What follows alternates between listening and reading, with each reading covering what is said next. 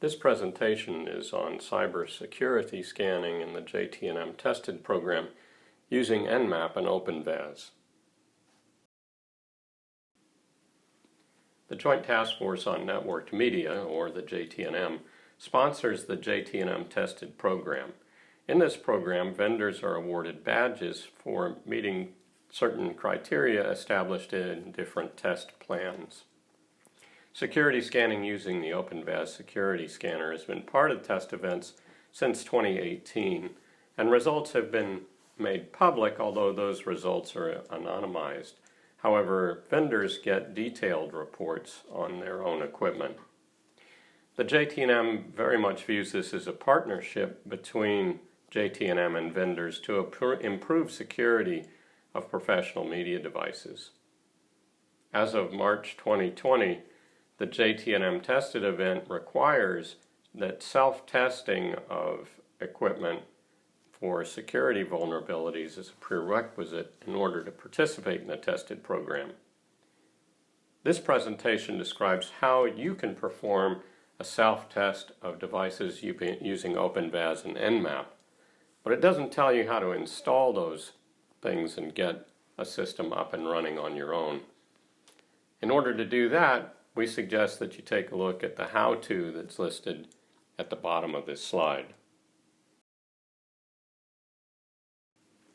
We're going to talk now about the tooling, methodology, and testing applied in the JT-NM tested program.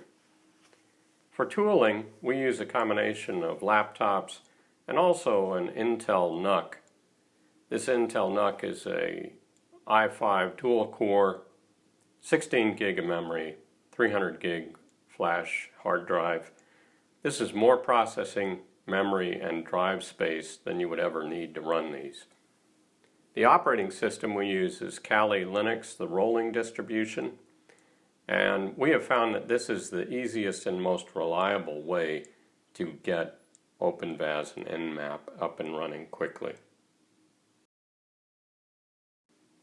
On the software side, we use NMAP, which is a well-known command line port scanner, and we use OpenVAS, which is a menu-driven vulnerability scanner.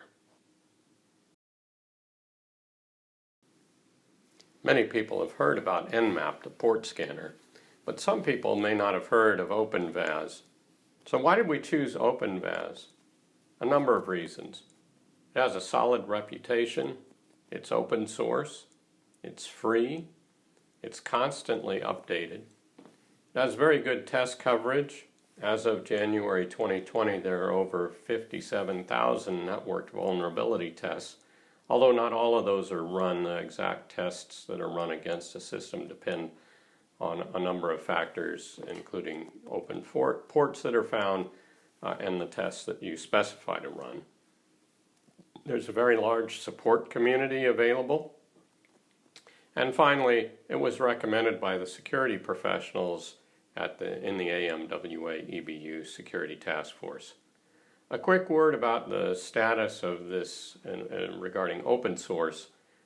Greenbone is the company that originally produced OpenVAS, and they have kind of walked back a little bit from the full open source. They have decided that they are going to make a business out of selling a security scanning appliance.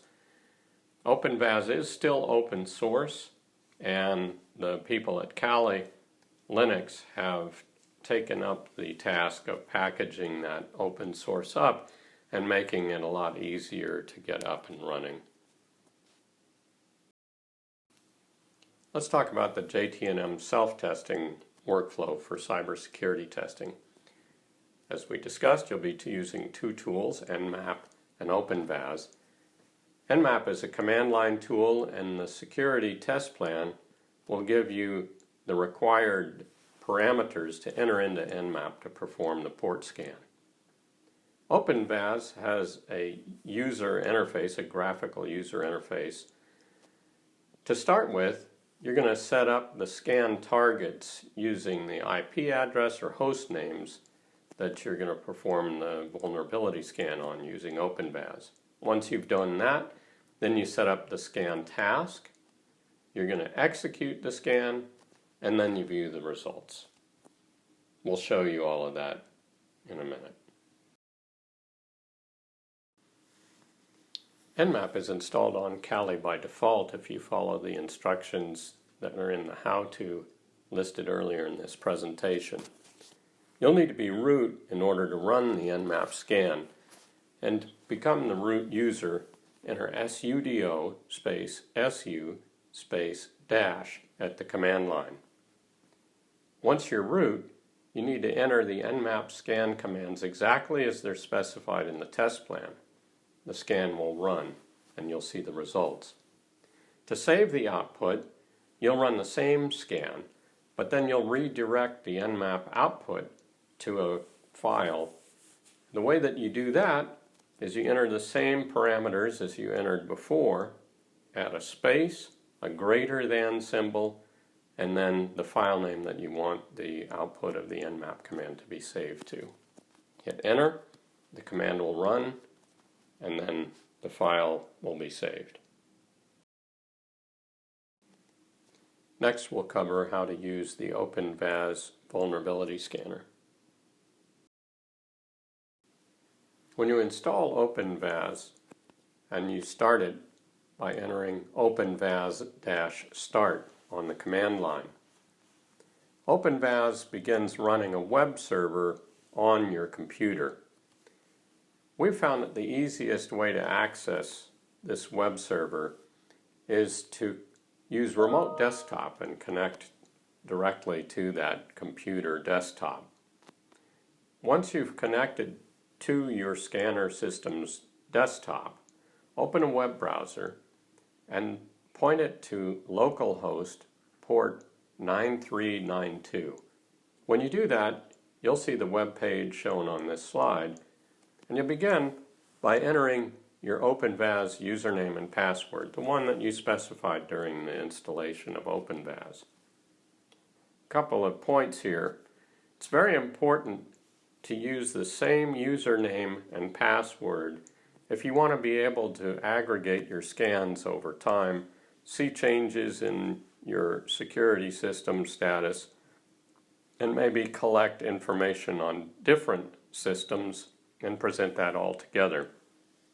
If you create multiple OpenVAS users and log in as different users each time you run the scans, those scans will actually be saved in different databases, and it can be very difficult to aggregate the results.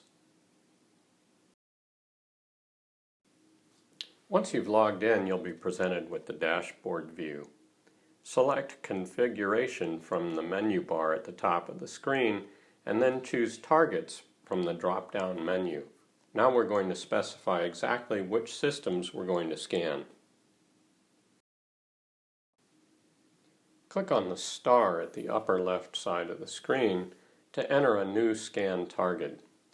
You'll see the New Target dialog box, and you want to enter the name of the system. This can be any name, it really doesn't matter, it's just for the reports. Then you want to manually enter the IP address of the target system under hosts. Importantly, under port list, please be sure to select all TCP and NMAP 5.51 top 1000 UDP. This will specify the ports that we require you to scan for the cybersecurity scanning. Click the Create button. Note that it's possible to manually enter a range of IP addresses by using a dash. So, for example, if you wanted to scan 10.1.1.1 all the way through to 10.1.1.35, you would just enter 10.1.1.1-35 in the manual entry box as shown. It's also possible to set the target IP addresses to scan by choosing From File. And in this case, you will need to have prepared a file ahead of time, a text file which contains a list of IP addresses, one IP address per line. You would select the From File button, choose Browse, browse to that file, and then say OK, and you would see that the IP addresses in the file have now been added to the scan. Click Create at the bottom of the screen. Now that you've specified the IP addresses of the systems you want to scan, you need to set up a scan task. Go to the menu bar at the top of the screen and click on Scans, and then choose Tasks from the drop-down menu. You may see a wizard dialog box open in the middle of the screen. Personally, I do not find this useful, so I just close it. Then click on the star in the upper left-hand corner. A new task dialog box will open. Enter the name of the scan. This name really doesn't matter, it's for your own reference. And then click on Create. Your new scan appears in a list at the bottom of the screen. To start the scan, under Actions in the middle right portion of the screen there, you want to click on the Start button. It looks like a play icon. At this point in this slide, I've already done that, and now you can see an orange Stop button there. You can observe that the status of the task in the middle of the slide will change from New to Requested. The next step is very important. This web page does not automatically refresh by itself, and you can think that your scan is just stalled in the requested state. In order to see the status of your scan, go to the upper portion of the screen, and on the right side, click that drop-down box and change it from No Auto Refresh to Refresh every 30 seconds, as you see in this slide. At that point, you'll see a progress bar in the status, and you just wait for the scan to complete. When the task is complete, the status will change to Done. Click on Scans at the top of the screen and select Reports from the drop-down menu. Under the left-hand Date column, click on the Scan Report. In the upper left corner, select PDF from the drop-down box. Select Done.